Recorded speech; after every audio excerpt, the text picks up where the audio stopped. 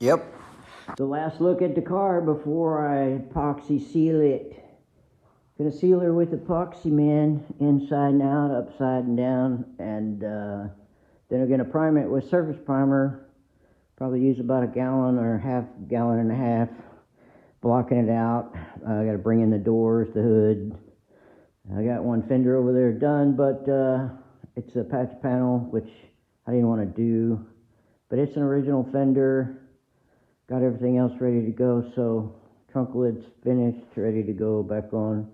Got a tension rod I need for that, but I'm going to take that other one off when I spray it. And looks like I got some patchwork that I've done.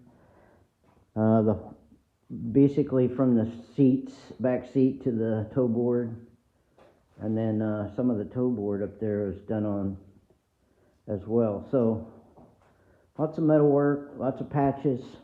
Both quarters were redone. Both dog legs before that were done.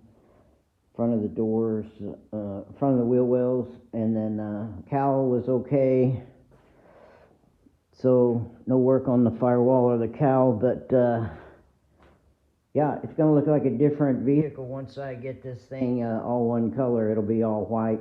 My sealer is white, and then my surface primer is gonna be gray. That way, when I go through, I'll see it, or get close to it, I'll start seeing that. But then I'll be blocking it out once that's on there. Put the car together, the parts on it, trunk, hood, fenders, subframe, and put the suspension up underneath it, because that way I can it'll look like a car, and I'll be working on it, blocking it out. I mean, you could block it out the way it is and it might be easier, but it's just heavier with the doors and the fenders and the hood and the frame on there. And so by that time you want to be able to set it on the ground.